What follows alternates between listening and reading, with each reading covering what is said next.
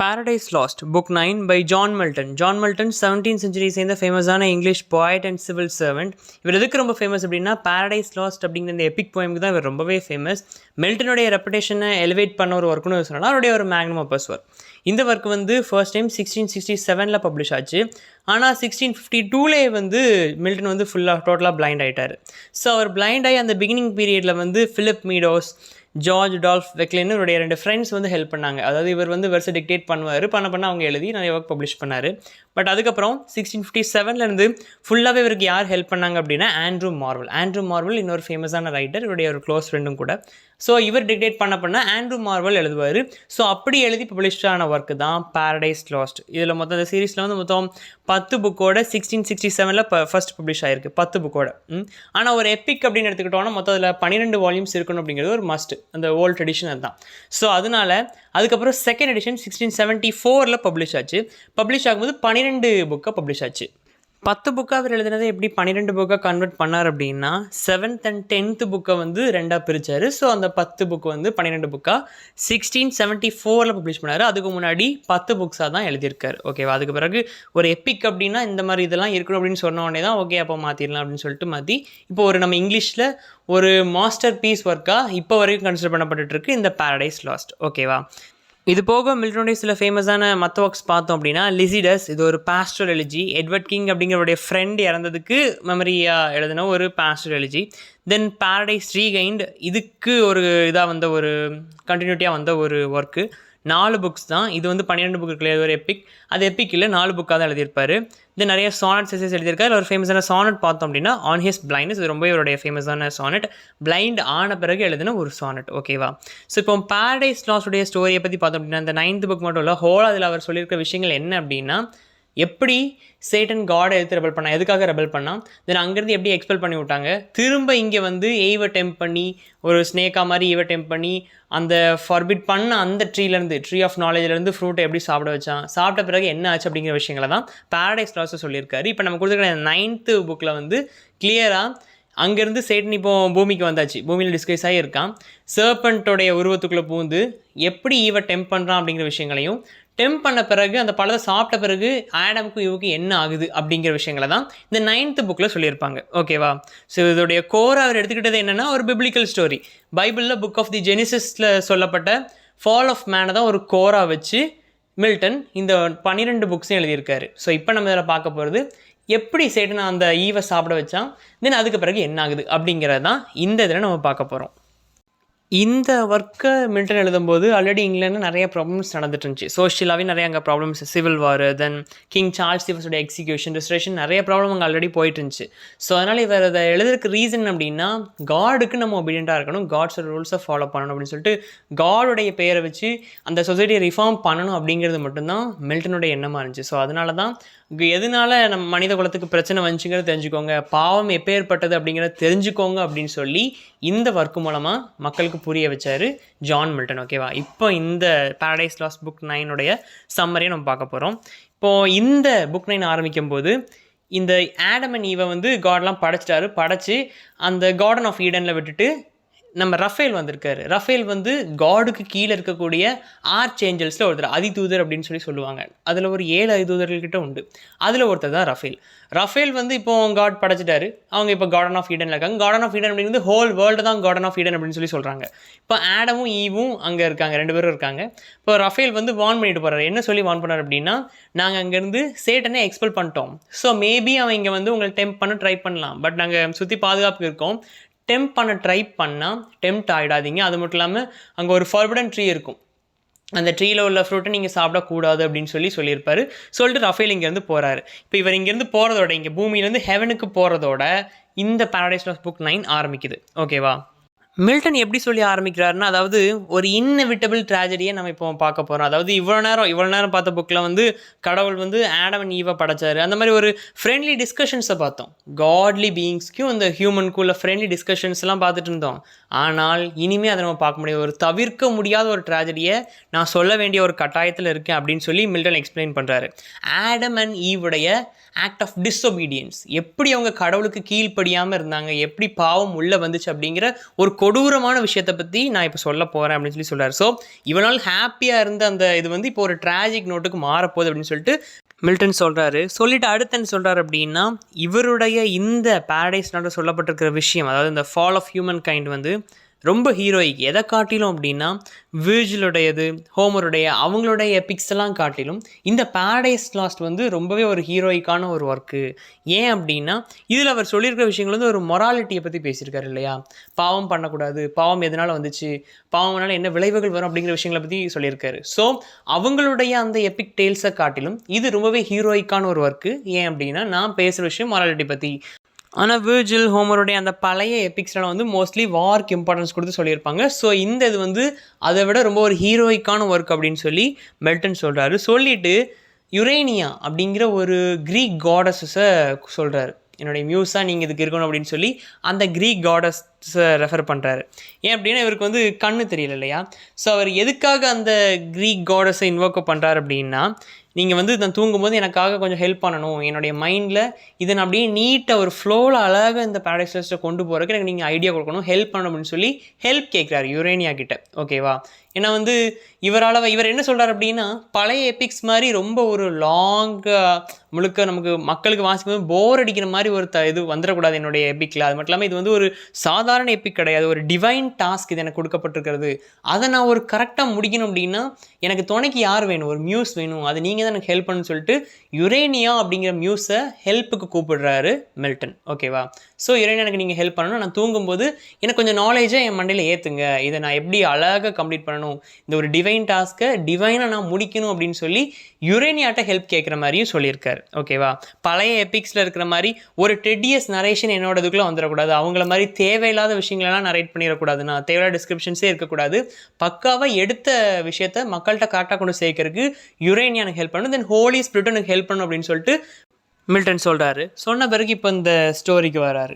Satan வந்து அங்கேருந்து banish பண்ணி விட்டுட்டாங்க, ஹெவன்லேருந்து பேனிஷ் பண்ணி விட்டாங்க. ஒரு 8 நாள் ஆகிடுச்சு. ஓகே, 7 நாள் கிட்ட ஆகிடுச்சு.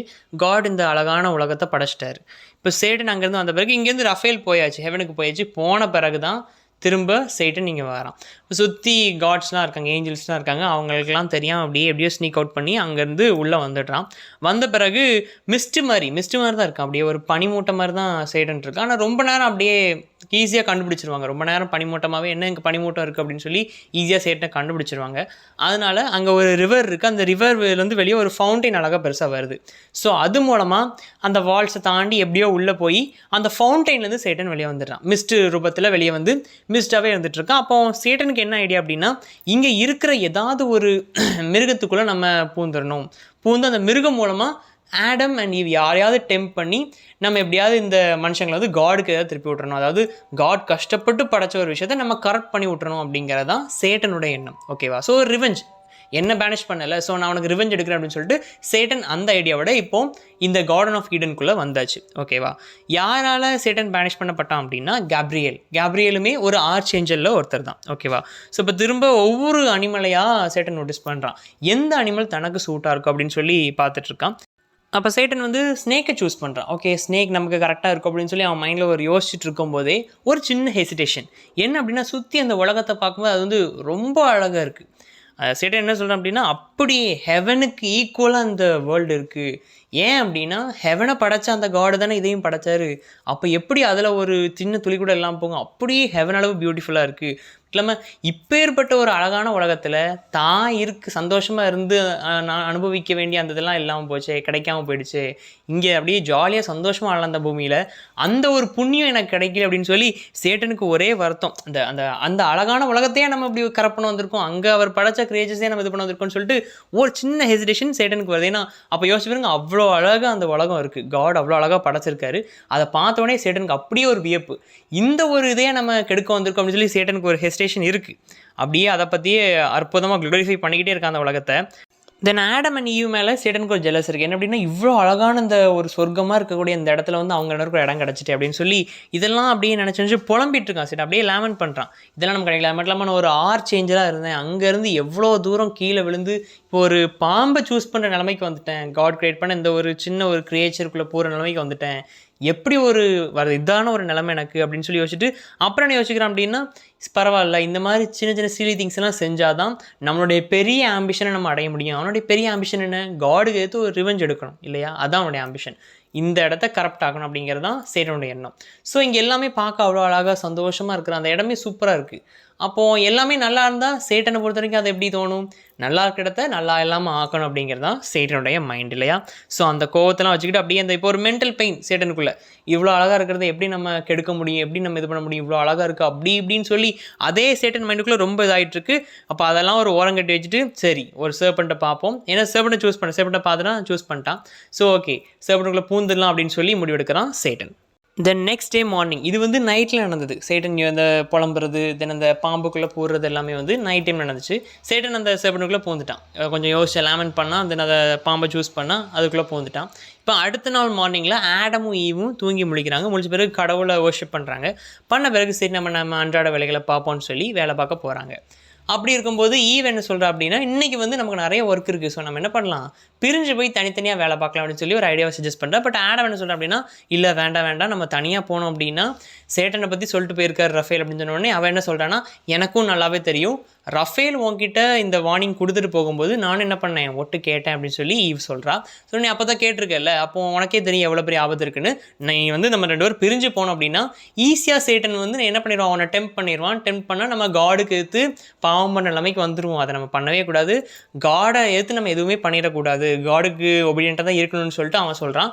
பட் அவன் என்ன சொல்கிறான் அப்படின்னா, ஏன் மேலே உனக்கு நம்பிக்கை இல்லையா அப்படின்னு சொல்லி கேட்குறான். இப்போ இவங்க 2 பேருக்குள்ளேயுமே ஒரு ஆர்கியூமெண்ட் ஓடுது. தென் அகைன் ஈவன் என்ன சொல்கிறா அப்படின்னா, நம்மெல்லாம் மார்டல்ஸ், ஸோ நமக்கு வந்து சாவு பயம்லாம் கிடையவே கிடையாது, ஏன் பயப்படுற, என்ன வந்து சேட்டனால் டெம்ப் பண்ண முடியாது அப்படின்னு சொல்லி அவள் சொல்கிறா.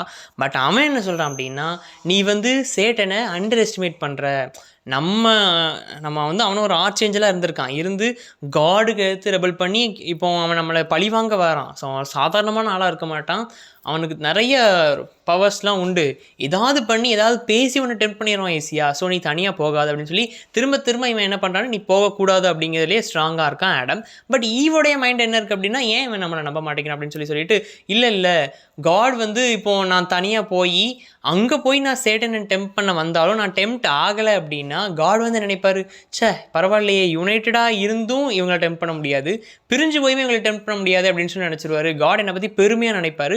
உனக்குமே அது ஒரு பெருமை தானே, சிங்கிள் ஹானரில் டபுள் ஹானர் கிடைக்கும் நமக்கு. தனித்தனியாக நம்மளை வந்து சேட்டன் அப்ரோச் பண்ணி நம்ம இல்லை நாங்கள் காடுக்கு கீழ்ப்படி தான் இருப்போம்னு சொல்லி நம்ம பதில் சொல்லிட்டோம் அப்படின்னா காட் நம்மளை பற்றி எவ்வளோ பெருமையாக நினைப்பார் அப்படின்னு சொல்லி ஈவ் சொல்கிறா. பட் இருந்தாலுமே ஆடமுக்கு வந்து இல்லை வேணாம், சேட்டன் வந்து உன்னை ஈஸியாக டெம்ப் பண்ணு சொல்லி சொல்லும்போது அவள் திரும்ப அதையே சொல்கிறா, இல்லை என்னெல்லாம் அவன் ஒன்றும் பண்ண மாட்டான், உனக்கு தான் ஆபத்து, நீ தான் இந்த இது எப்படின்னு சொன்னோடனே அவனும் ரொம்ப ஸ்ட்ரெஸ் பண்ணோடனே ஓகே ஒன்றும் ப்ராப்ளம் இல்லை, நீ தனியாக போய் உன்னுடைய ஒர்க்கை பாரு, நான் என்ன ஒர்க்கை பார்க்க, சீக்கிரம் ஒர்க்கை முடிச்சிடலாம். அடுத்த ஆடம் என்ன சொல்லுவோம் அப்படின்னா, இந்த தனியாக போய் ஒர்க் பண்ணுறதெல்லாம் இன்னும் கொஞ்சம் நாளைக்கு தான், ஏன்னா நமக்கு குழந்தைங்க பிறந்துருவாங்க, பிறந்த பிறகு நம்ம ஒர்க் லோடு கொஞ்சம் குறையணும் அப்படின்னு சொல்லி சொல்கிறான். ஓகேவா, சொன்ன பிறகு இப்போ ஈவ் வந்து தனியாக போயிடுறா. ஆடம் இங்கே அவனுடைய வேலை பார்க்க அவள் இன்னொரு தோப்புக்கு போகிறான். இப்போ சேட்டன் சர்பண்டுடைய ரூபத்தில் வந்து அப்படியே தேடி போயிட்டுருக்கான், அந்த கப்பலை தேடி போயிட்டுருக்கான். அப்போ தனியாக இவ பார்த்தோன்னே சேடனுக்கு அவ்வளோ ஒரு சந்தோஷம், இவளை ஈஸியாக டெம்ப் பண்ணிடலாம் அப்படின்னு சொல்லிட்டு அவகிட்ட போகிறான். அவகிட்ட போய் அந்த மரத்து மேலே நின்றுருக்கான். அப்போ ஈவை பார்க்குறான். ஈவை பார்த்தோன்னே அவள் அழகில் அப்படியே வாங்கிட்டான். அவள் அப்படியே பார்க்க ஒரு க்ரீக் காடஸ் மாதிரி ஒரு இன்னசென்ட் லுக்கோட பார்க்க அவ்வளோ அழகாக இருக்கா. பார்த்தோன்னே சேட்டனுக்கு என்னப்பா இவ்வளோ அழகாக இருக்கிறவளே நம்ம டெம்ப் பண்ண போகிறோம், கடவுளுக்கு எதிராக திருப்போகிறோம் அப்படிங்கிறனோ சேட்டனுக்கே வந்துருச்சு. அவ்வளோ அழகாக இருக்கா, இவருமே அவ்வளோ அழகாக வரைஞ்சிருக்காரு, ஒரு க்ரீக் காடஸ் மாதிரி அவ்வளோ அழகாக இருக்கா அப்படின்னு சொல்லி மிட்டன் சொல்லியிருக்காரு. இப்போது அவகிட்ட வந்து சர்பன்ட் ரூபத்தில் இருக்கிற சேட்டன் பேசினோடனே அவளுக்கு ஒரு ஷாக்கு, என்னடா இது, இந்த கார்டன் ஆஃப் ஈடனில் வந்து பேசக்கூடிய கிரியேச்சர் அப்படின்னா ஆடம் அண்ட் ஈவ், நானும் ஆடமும் தான். அப்படி இருக்கும்போது இந்த சர்பன்ட் எப்படி பேசுது அப்படின்னு சொல்லி சொல்லும்போது கேட்குறான். அந்த சேட்டன் வந்து முதல்லையே எதுக்கு வந்த அப்படிங்கிற ரீசனை சொல்லாமல் அவள் அழகாக அப்படியே சேட்டன் வர்ணிக்கிறான். நீ இவ்வளோ அழகாக இருக்க, அதாவது காடஸ் அமங்ஸ்ட் காட்ஸ், இந்த கடவுள் படைச்ச இடத்துல கடவுள்கள் இருக்கிற அந்த ஹெவனில் நீ ஒரு காடாக இருக்கக்கூடிய அளவுக்கு அவ்வளோ அழகாக இருக்க, ஒரு காடஸ் மாதிரி இருக்கியா அப்படி இப்படின்னு சொல்லி அவளை ரொம்ப அப்படியே பெருமையாக புகழ்ந்து தள்ளுறான். உன் அழகு இப்படி இருக்கு அப்படி இருக்குன்னு சொல்லி சொல்கிறான். அவளுமே அந்த சொல்கிற அந்த வார்த்தைகள் அப்படியே மயங்கி போய் நிற்கிறான். இப்போ எப்படி பேசுகிற, உன்னால் பேச முடியாது, இங்கே பேசுகிற க்ரீச்சர்ஸ் வந்து ஆடமும் நானும் தானே அப்படின்னு சொல்லி அவ சொல்கிறா. சொன்னதுக்கு அந்த சர்பண்ட் சேட்டன் என்ன சொல்கிறான் அப்படின்னா, நீ சாதாரணமாக நினச்சிட்ருக்க, இங்கே வந்து நான் ஒரு ஃப்ரூட் சாப்பிட்டேன், அந்த ஃப்ரூட் சாப்பிட்ட உடனே என்னால் பேசவும் முடிஞ்சுது, அது மட்டும் இல்லாமல் நல்லா யோசிக்கவும் முடியுது, ஒரு இன்டெலெக்சுவல் எபிலிட்டி நல்லா கூடி போச்சு, அறிவு நல்லா எனக்கு கிடச்சிது, என் ஐஸே ஓப்பன் ஆயிடுச்சு, என்னுடைய அறிவு கண்ணே திறந்துருச்சு அப்படி இப்படின்னு சொல்லி சேட்டன் ரொம்ப அப்படியே பெருமையாக ஒரு ஃப்ரூட்டை பற்றி சொல்கிறான். சொன்ன உடனே ஈவுக்கும் ஒரு ஆசை, பரவாயில்லையே அப்போ அந்த ஃப்ரூட் எங்கே இருக்குன்னு சொல்லு, நானும் பார்க்குறேன் சாப்பிட்றேன் அப்படின்னு சொல்லி சொல்லிடுறா. சொல்லிட்டு இவங்க 2 பேரும் அப்படியே சேர்ந்து போகிறாங்க. சேடன் அந்த கூட்டு போகிறான். எங்கே கூட்டு போகிறான் அப்படின்னா, கடவுள் சாப்பிடக்கூடாதுன்னு சொல்லிட்டு போன அந்த மரம், அந்த forbidden knowledge tree of knowledge, அங்கே தான் கூட்டு போய் விடுறான். விட்ட உடனே இவன் என்ன சொல்லிடுறா அப்படின்னா, ஸோ வந்தது வேஸ்ட்டாக போச்சே, இங்கே தான் கடவுள் எங்களை என்ன பண்ண சொல்லியிருக்காரு, சாப்பிடவே கூடாது, இந்த மரத்தில் உள்ள பழங்களை சாப்பிடவே கூடாதுன்னு சொல்லியிருக்காரு அப்படின்னு சொல்லிட்டு ஈவ் சொல்கிறான். ஆடமுமே என்ன ரெஸ்ட்ரிக்ட் பண்ணா அப்படின்னு சொல்லி அவள் சொல்கிறா. பட் அந்த ஸ்னேக் என்ன சொல்லுது, நம்ம சேட்டன் என்ன சொல்கிறான் அப்படின்னா, கிடையவே கிடையாது, காட் வந்து ஒரு டெஸ்ட் வச்சுருக்காரு, என்ன அப்படின்னா, நீங்கள் இண்டிபெண்ட்டாக இருக்கீங்களா அப்படிங்கிறத இந்த ஃபார்பிட் பண்ணி இவங்களை சும்மா ஏமாத்துறாரு. இப்போ நீ வந்து அந்த பழத்தை பறித்து சாப்பிட்ட அப்படின்னா கடவுள் என்ன சொல்கிற அப்படின்னா, இவங்க 2 பேரும் இண்டிபெண்ட்டாக இருக்காங்க, அதாவது ஈவ் இண்டிபெண்ட்டாக இருக்கா, நீ சாப்பிடல அப்படின்னா சில ரெஸ்ட்ரிக்ஷன்ஸ்குள்ளே தான் மாட்டிக்கிட்டு இருக்கா, இவளுக்கு சுயமாக யோசிக்கவே தெரில அப்படின்னு சொல்லி நினச்சிருவாரு. ஸோ அதனால தான் அவர் ரெஸ்ட்ரிக்ட் பண்ணி வச்சிருக்காரு அப்படின்னு சொல்லிட்டு அப்படியே டெம்ப் பண்ண ட்ரை பண்ணுறான் சேட்டன்.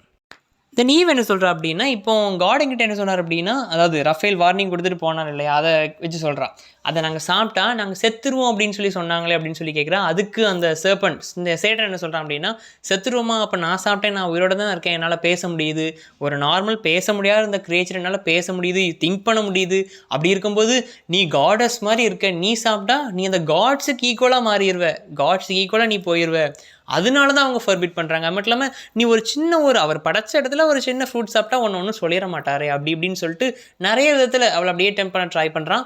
அவளுமே கொஞ்சம் யோசிக்கிறான், ஆமாம் சாப்பிட்டு அந்த ஸ்னேக்கு ஒன்றுமே ஆகலையா, அப்போ நமக்கு என்ன ஆகிட போகுது அப்படின்னு சொல்லி அவள் கொஞ்சம் யோசிக்க ஆரம்பிச்சிட்டா.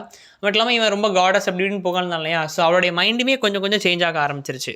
ஸோ சேட்டன் இப்படி ஓவராக சொன்னதை எக்ஸாக்ரேட் பண்ணி சொன்னதை கேட்டுட்டு இப்போ ஈவன் நினைக்க ஆரம்பிச்சிட்டா அப்படின்னா, இந்த இவங்க ஃபர்பிட் பண்ணி வச்சு சொல்கிற கதை எல்லாமே செத்துரும் அப்படின்னு சொல்கிறது எல்லாமே ஒரு எக்ஸாகரேஷன் தான் போல அப்படின்னு சொல்லி நினச்சிக்கிட்டு அந்த மரத்துலேருந்து ஒரு ஆப்பிளை பறித்து சாப்பிட்றா. சாப்பிட்ட உடனே லேசாக அப்படியே வானம் லேசாக தூருது, அதான் அந்த இயற்கையே கண்ணீர் வடிக்குது லேசாக. ஏன் அப்படின்னா இவங்க ஒரு பண்ணக்கூடாத ஒரு பாவத்தை பண்ணிட்டா இல்லையா, காட் எதை வேணான்னு சொன்னாரோ அதை செஞ்சுட்டா. ஸோ அதனால் இந்த பூமிக்கு ஒரு காயம் பட்ட மாதிரி மில்டன் ரெஃபர் பண்ணியிருக்காரு. இந்த ஒரு செயல்னால தான் மனித குலமே வீழ்ந்தது அப்படின்னு சொல்லி மில்டன் சொல்கிறாரு. சொன்ன பிறகு ஈவ் என்ன பண்ணுறான்னா, இப்போ அவள் சாப்பிட்டுட்டா அந்த ஃபர்பிடன் ஃப்ரூட்டு, சாப்பிடக்கூடாதுன்னு சொன்ன அந்த ட்ரீ ஆஃப் நாலேஜில் இருந்த ஒரு ஃப்ரூட்டை சாப்பிட்டுட்டா. இப்போ நம்ம மட்டுமா சாப்பிட்ட எனக்கு ஏன்னா கடவுள் படைக்கும் போதே ஒன்றில் இவள் சரிப்பாதி அப்படிங்கிற மாதிரி தான் சொல்லியிருப்பார். அப்படி இருக்கும்போது எனக்கு சரிப்பாதி ஆடம் தானே, அவன்கிட்டையும் கொண்டு கொடுப்போன்னு சொல்லிட்டு ஈக்குவலாக இருக்கணும்னு சொல்லிட்டு இவ சாப்பிட்டுட்டு அந்த பழத்தை கொண்டுட்டு ஆடமை பார்க்க போகிறான். ஆடமை பார்த்த உடனே ஆடம் அந்த ஃப்ரூட்டு, இந்த கடிச்ச ஃப்ரூட்டோட இவ கிட்ட போனதை பார்த்துட்டு அவன் என்ன பண்ணியிருப்பான்னா, ஒரு ரீத் பண்ணி வச்சிருப்பான், பூக்களால் ரீத் பண்ணி வச்சிருப்பான். இவன் இந்த ஃப்ரூட்டோட அப்படி கடிச்ச ஃப்ரூட்டோட வரதை பார்த்த உடனே அந்த ரீத்தை டப்புன்னு கீழே போட்டுறான் பயத்தில். ஐயோ தப்பு பண்ணிட்டே அப்படின்னு சொல்லிட்டு அந்த ஃப்ரூட்டை கொண்டு வந்து கொடுத்துட்டு, நீயும் சாப்பிடு, நான் சாப்பிட்டுட்டேன், ஏன்னா அந்த சர்பண்ட் சொல்லிச்சு, இதெல்லாம் ஒன்றும் பிரச்சனை இல்லையா அப்படி இப்படின்னு சொன்ன உடனே அவனுக்கு அதை நம்புற ஐடியாலே இல்லை. அவன் தெரிஞ்சு போச்சு இவ தப்பு பண்ணிட்டா, இந்த ஹியூமன் கைண்ட் ஃபால் ஆகிடுச்சு, நம்ம மனித குலம் வீழ்ச்சி அடைந்து விட்டது அப்படிங்கிறது அவனுக்கு நல்லாவே தெரிஞ்சு போச்சு. பாவம் பூமியில் விழுந்துருச்சுங்கிறதும் ஆடமுக்கு தெரிஞ்சிருச்சு. காடை டிசர்வே பண்ணிட்டோம், அது அவனுக்கு கிளியராக தெரிஞ்ச உடனே இப்படி பண்ணிட்டியே அப்படின்னு சொல்லி புலம்புறான். புலம்பிட்டு ஆனால் அவனுக்கு இப்போ வேறு வழி இல்லை, ஏன்னா இப்போ காட் வந்து கண்டிப்பாக பனிஷ்மெண்ட் கொடுத்துருவாரு ஈவுக்கு அவள் சாப்பிட்டதுனால. இப்போ அவன் என்ன நினைக்கிறான் அப்படின்னா, ஈவ் இல்லாமல் நான் இருக்க முடியாது, எனக்கு ஈவ் இருந்த இடத்துல இன்னொரு உமனை வச்சா நான் ஏற்றுக்க மாட்டேன், அதனால் கொடு நானும் சாப்பிட்டுட்றேன். அவர் தண்டனை கொடுத்தா 2 பேருக்கும் கொடுக்கட்டும், 2 பேரும் சேர்ந்து செத்து போயிடுவோம், ஆனால் தண்டனை கண்டிப்பாக உண்டு. ஏன்னா அவனுக்கு கன்ஃபார்மாக தெரிஞ்சு போச்சு காட் வேண்டான்னு சொன்னதை நம்ம பண்ணிட்டோம், டிசர்வே பண்ணிட்டோம் அப்படிங்கிறது அவனுக்கு கன்ஃபார்ம் தெரிஞ்சு போச்சு. அவளை மாதிரி அவன் முட்டாள்தனமாக அதை நம்பலை. பட் ஈவ் சாப்பிட்டுட்டா. அப்போ ஈவுக்கு என்ன பனிஷ்மெண்ட் கிடைச்சாலும் அது தனக்கும் கிடைக்கட்டும் அப்படின்னு வச்சுக்கிட்டு அவனுமே அந்த ஃப்ரூட்டை சாப்பிட்றான். சாப்பிட்ட அந்த ஃபஸ்ட்டில் வந்து இவங்களுக்கு ஏதோ ஒரு ஸ்ட்ரென்த்து கிடைச்ச மாதிரி ஒரு ஃபீல் இருக்குது. பட் அதுக்கு பிறகே அப்படியே ஒரு லஸ்ட்ஃபுல்லாக அவளை பார்க்க ஆரம்பிச்சிட்டான். லஸ்ட் எண்ணத்தோடு அவளை பார்க்க ஆரம்பிச்சிட்டான். பார்த்தோன்னே ஒரு காட்டுக்குள்ளே போய் 2 பேரும் செக்ஸ் வச்சுக்கிறாங்க. அது பிறகு தூங்கிடுறாங்க. தூங்கி முழிச்ச பிறகு தான் அவங்க இந்த உலகத்தை ஏதோ வித்தியாசமான ஒரு பார்வையில் பார்க்குறமே அவங்களுக்கு ஒரு ஃபீல். ஏன்னா அந்த ட்ரீ ஆஃப் நாலேஜில் அந்த ஃப்ரூட்டை சாப்பிட்ட பிறகு எனக்கு விதமான நாலேஜ் கிடச்சிருச்சு, அறிவுக்கண் திறந்துருச்சு. ஆனால் கடவுள் மேலே இருந்த பக்தி, கடவுளுக்கு ஒபே பண்ணுறது அது அப்படியே மடிஞ்சு போயிடுச்சு. ஓகேவா? ஸோ இப்போ ஒரு புது வழியாக அந்த உலகத்தை பார்க்குறாங்க. பார்த்துட்டு அவங்க பாவம் பண்ணது அவங்களுக்கு அப்போ தான் தெரியுது. நமக்கு இல்லாமல் இந்த ஒரு அழகான இந்த பேரடைஸை நம்ம இழந்துட்டோம் அப்படிங்கிறதும் அவங்களுக்கு அப்போ தான் தெரியுது. அப்புறம் அப்படியே முழிச்சு பார்க்கும்போது அவங்களுக்கு நாலேஜ் நிறைய கிடைச்ச அந்த ஒரு இது நல்லாவே அவங்களுக்கு தெரியுது. சம்திங் ஏதோ வித்தியாசமாக ஒரு விஷயத்தை கெயின் பண்ண வருது தெரியுது. அதே மாதிரி இந்த ஆப்பிள் சாப்பிட்டது மூலமாக நாலேஜ் கிடைச்ச அதே நேரத்தில் ஒரு கெட்டதையும் நம்ம எடுத்துக்கிட்டோம், பாவத்தை உள்ளே கொண்டு வந்துட்டோம் அப்படிங்கிறதும் அந்த 2 பேருக்கும் ரொம்ப நல்லா தெரியுது. அவங்க 2 பேர் தலையில் பாவம் விழுந்துருச்சு அப்படிங்கிறதும் ரொம்ப ஈஸியாகவே அவங்களுக்கு புரிய ஆரம்பிச்சிருச்சு. இப்போ எஞ்சி பார்க்கும்போது தெரியுது 2 பேருமே ட்ரெஸ் இல்லாமல் நேக்காக இருக்காங்க அப்படிங்கிறது தெரியுது. தெரிஞ்சவொடனே அங்கே இருக்கிற இலைகள் எல்லாம் ஒரு ஆடையை எடுத்து 2 பேருமே மாற்றி கட்டிக்கிறாங்க. அவங்களுக்கு நாலேஜ் வந்துருச்சு. இந்த சேம் டைம் கடவுள் மேலே இருக்கிற பக்தி, அதாவது கடவுளுக்கு கீழ்ப்படையணும், அந்த விஷயங்கள் எல்லாமே அப்படியே மலிஞ்சு போயிடுச்சு அவங்களோட எண்ணத்துலேருந்து. இப்போ இவங்கள்ட்ட நாலேஜ் கிடச்சிருச்சு இல்லையா? ஸோ அதனால் யோசித்து சண்டை போட ஆரம்பிச்சிட்டாங்க. இப்போ ஆடம் என்ன சொல்கிறான் அப்படின்னா, ஒன்னால தான் நான் பழத்தை சாப்பிட்டேன், நீ இல்லைன்னா இந்த பிரச்சனையும் வந்திருக்காது அப்படின்னு சொல்ல ஆரம்பிச்சிட்டா. அவளும் சொல்கிறா, இப்போ நான் இல்லை நீ போயிருந்தாலும் ஒன்றே ஈஸியாக என்ன பண்ணியிருப்பான், சேட்டன் டெம்ப் பண்ணியிருப்பான், நீ கொண்டு வந்து என்கிட்ட பழத்தை கொடுத்துருப்பேன்னு சொல்லி 2 பேரும் சண்டை போட ஆரம்பிச்சிட்டாங்க. இதுலேயே நமக்கு தெரிஞ்சு போச்சு, அதான் அந்த நாலேஜ் கிடச்ச உடனே அவங்க மைண்ட் அப்படியே மாறி, அதுக்கு முன்னாடி எவ்வளோ ஒரு கரப்ஷன் இல்லாத ஒரு பியோர் மைண்டாக இருந்த மைண்ட் வந்து இப்போ அப்படியே கரப்ட் ஆகிடுச்சு, அந்த பழத்தை சாப்பிடுறது கரப்ட் ஆகிடுச்சு அப்படிங்கிறத சொல்கிறாங்க. ஸோ அவங்களுடைய ஆர்கியூமெண்ட், இந்த ஒரு கேவலமான இந்த சண்டை ஆர்குமெண்ட்னா தப்பு 2 பேர் மேலேயும் தான். கொடுத்துட்டானா சாப்பிட்டான், இவனும் தப்பு பண்ணிட்டான், அவளுக்காக தப்பு பண்ணிட்டான், 2 பேரும் தப்பு பண்ணிட்டாங்க. ஸோ அந்த ஒரு கேவலமான அந்த ஆர்குமெண்ட், அவங்க பண்ண தப்புக்கு அவங்களே நீ நான் ப்ளேம் பண்ணுற அந்த ஆர்குமெண்ட் வந்து தொடர்ந்து ரொம்ப நேரமாக நடக்குது அப்படின்னு சொல்லி இந்த புக் 9 எண்ட் பண்ணுறாரு மில்டன். ஸோ தீம்ஸ்ன்னு பார்த்தோம் அப்படின்னா, கான்சிக்வென்ஸ் ஆஃப் சின், பாவம் பண்ணுறதுனால என்ன விளைவுகள் வருது அப்படிங்கிறத ரொம்ப அழகாக சொல்லியிருக்காரு.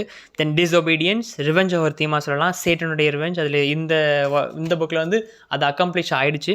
தென் லைஸ் அண்ட் டிசெப்ஷன், பொய்களுக்கு எப்படி ஈஸியாக ஏமாறுறாங்க அப்படிங்கிறதையுமே இதில் ரொம்ப அழகாக சொல்லியிருக்காரு ஜான் மில்டன்.